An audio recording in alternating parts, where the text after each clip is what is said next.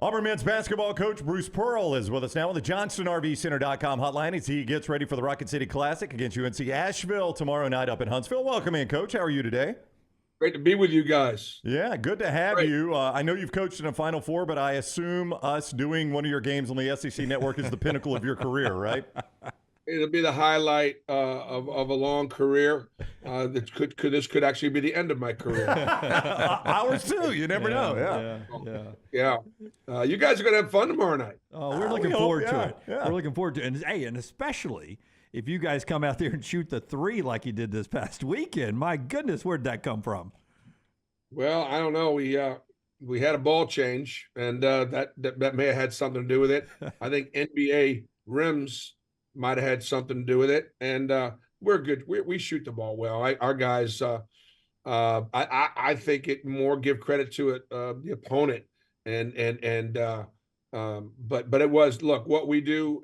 What every coach does works a lot better when you can spread the floor and when they got to guard you out there on the perimeter. Well, you guys share the ball as well as anybody. I think you're 11th in the country right now, over 19 assists per game. And, you know, you go back this past weekend, it's hard to not play great basketball when you have 25 assists and only 3 turnovers.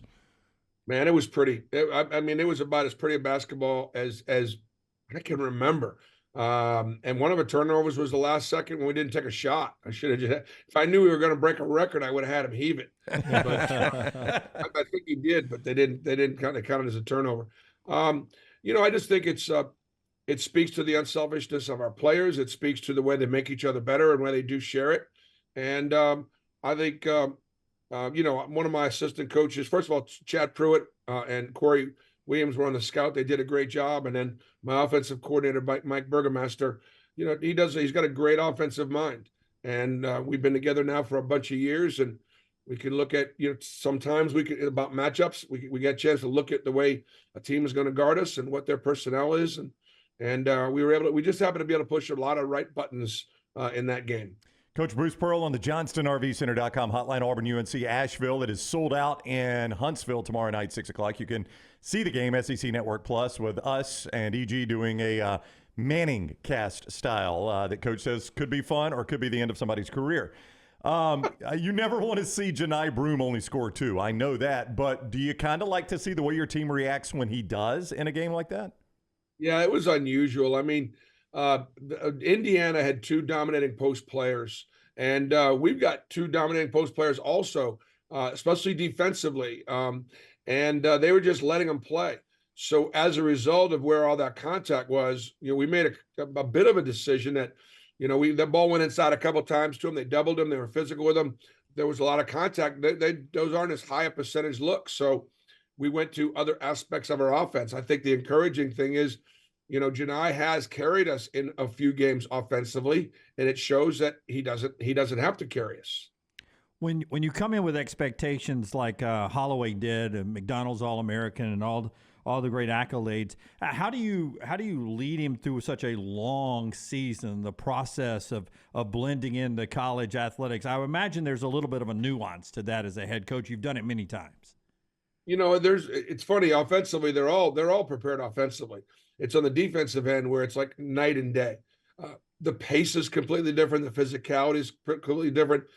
High school players can rest on the defensive end and perform on the offensive end. The terminology is different. And the responsibility is different. And Aiden has embraced all those things because he came in offensively better than he was defensively. He's a brilliant shooter with great range. He's got a real feel for the game. He's also an incredibly hard worker. And if he's open, he can shoot it. Now, Indiana played him with a coverage that we call drop coverage, where their center is sort of dropped off, and it puts the guards in a tough position to be able to, get around screens. And we got some guys that can shoot it behind those screens. Not everybody does. We do. UNC Asheville is not going to allow him to come off those screens and get clean looks. In fact, they're going to blitz him, and they're going to take the ball out of his hands or zone him and cover till the guard gets back. So he won't have quite the green light. And so, again, when you hear coaches talk about matchups, and I just sort of explained to you a little bit the difference between the way Asheville will guard and the way Indiana will guard, it'll present different opportunities to different players. And so often, the casual fan will look at it and say, well, he didn't have a very good night.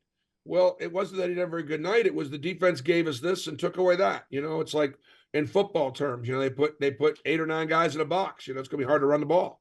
Season's still early. You guys got 3 weeks before you play a conference game, but do you have a feel for this team after 8 games? I do. I think when we play with great effort and energy and we share it and we shoot it, we got a chance to beat anybody.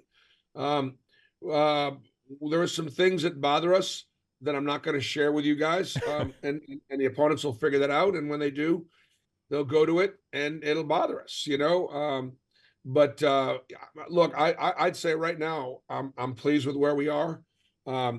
We're down to like 12 in the Ken Palm.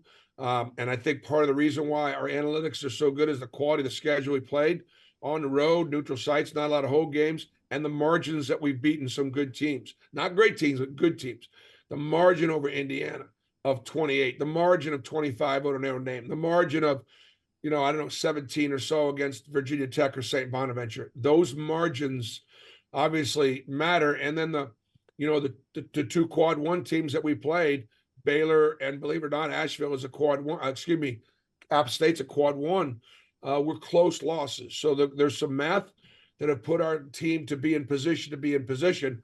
We just got to keep on, growing and keep on getting better. I know one of your passions is Outlive, and you're wearing this year's Outlive shirt. And for those that don't know, you guys got it right there. Yeah, it looks great.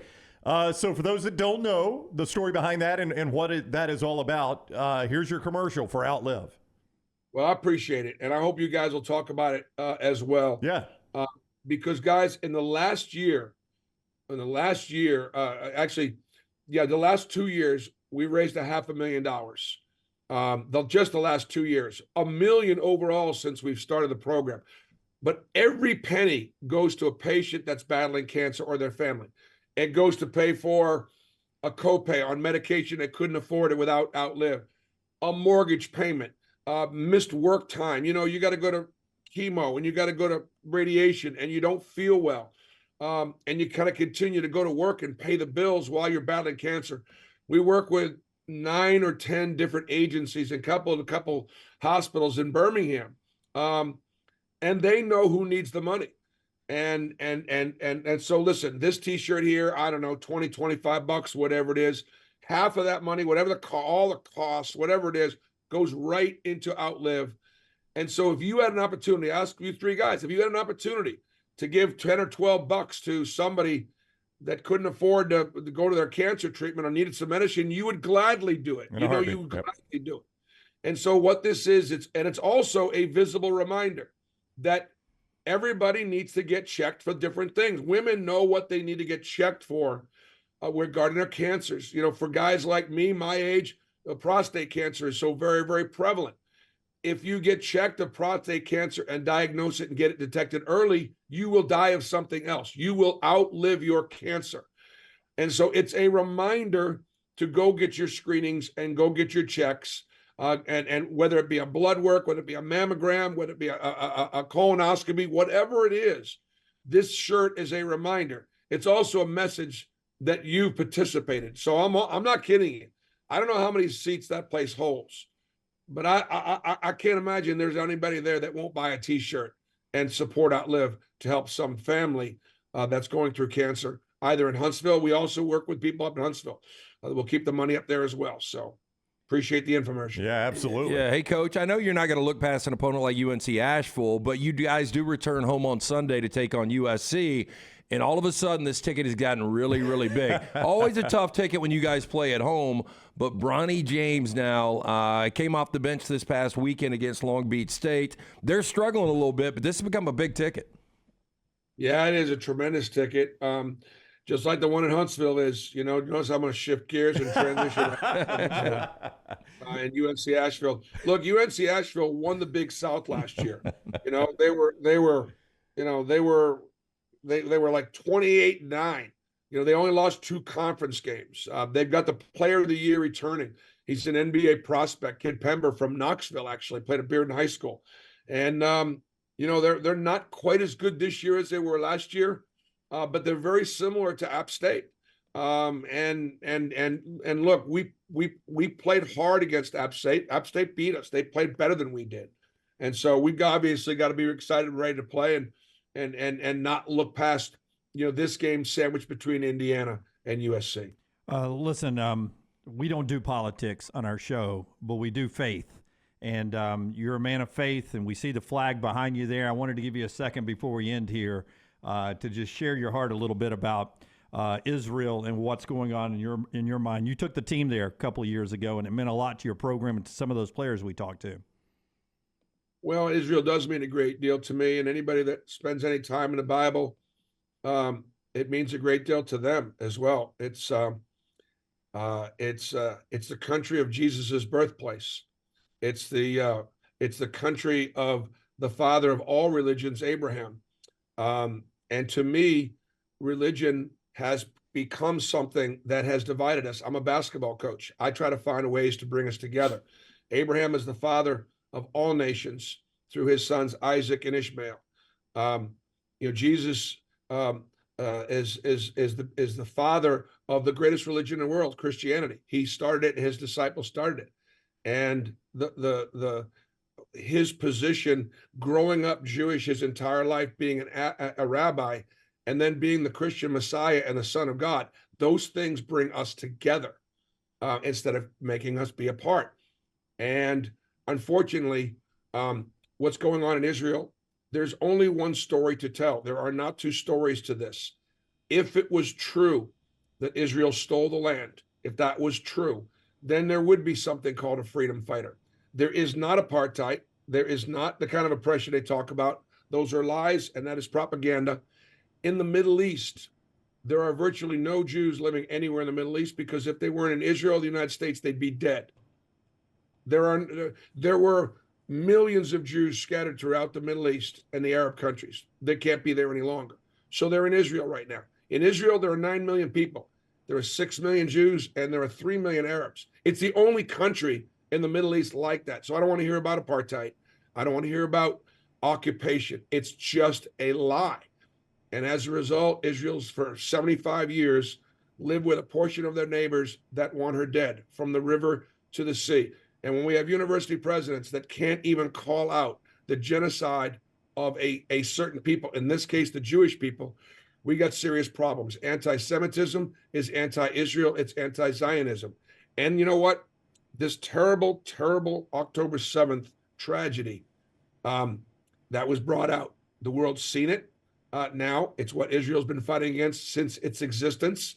The day Israel was born in 1948, she was attacked on all sides, just like she was attacked on October 7th. We said never again after the Holocaust, but somehow the world allows 120,000 rockets to sit in southern Lebanon anytime Iran says they want to push the trigger. Guys, that's enough politics. That's enough religion. Israel must be allowed to exist, and it must be allowed to eliminate its enemy if there's any chance for it to continue to exist. And once that happens, go back to Israel. Guys, you won't believe how beautiful it is. You'll be able to celebrate your faith, your Muslim faith, your Christian faith, your Jewish faith in such an amazing way. You'll feel so close and so connected to God when you walk on that holy land. Yeah, well said. Coach, thank you very much. We will see you in Huntsville tomorrow night. Okay, guys. All War right. Eagle.